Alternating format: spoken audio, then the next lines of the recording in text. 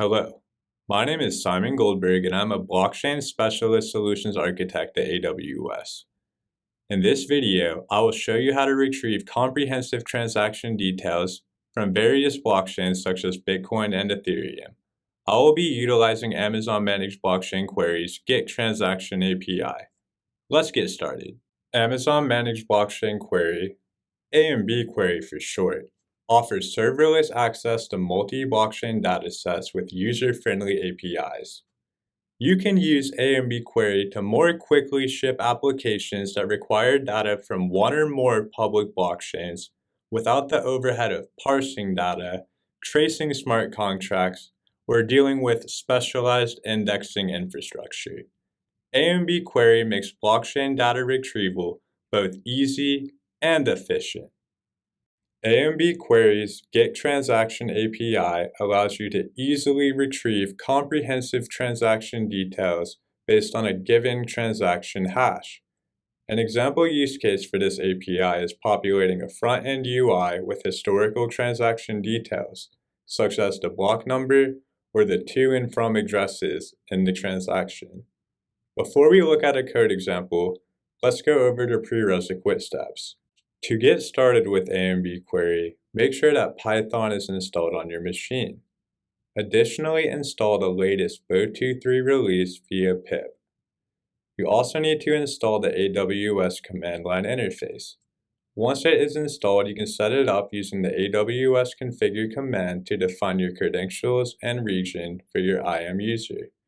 Make sure that this user has the necessary permissions for Amazon Managed Blockchain Query.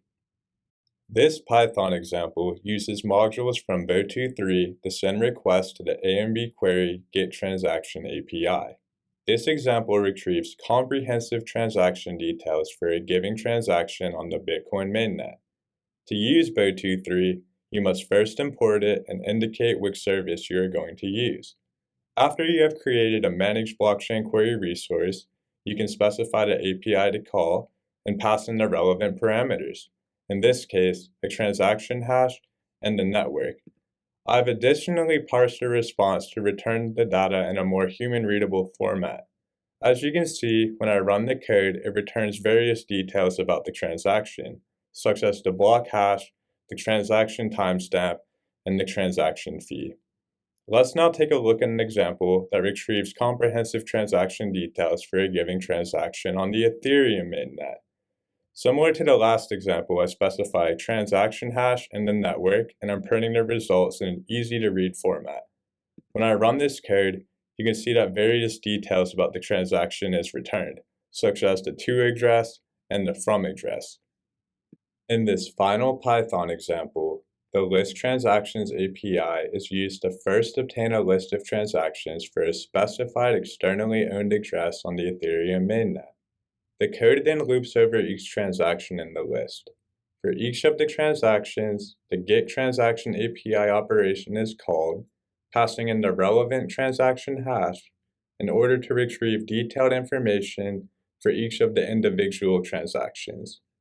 Like the previous examples, I have parsed the output into a more easy-to-read format. When we run this code, you can see that a list of transaction details is returned for this specified externally owned address. This list contains all the comprehensive transaction details that you need to populate the user interface of your application. In conclusion, AMB Query's Get Transaction is a useful API for any developer working with blockchain data. AMB Query abstracts away the underlying complexity that is needed to retrieve blockchain data, such as historical Ethereum and Bitcoin transaction details.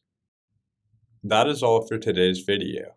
Thank you very much for joining me in this exploration of AMB Query's Get Transaction API and how it can be utilized to retrieve comprehensive transaction details from both the Bitcoin and Ethereum network. If you would like to learn more about AMB Query, please refer to the links in the description. Thank you once again, and happy development.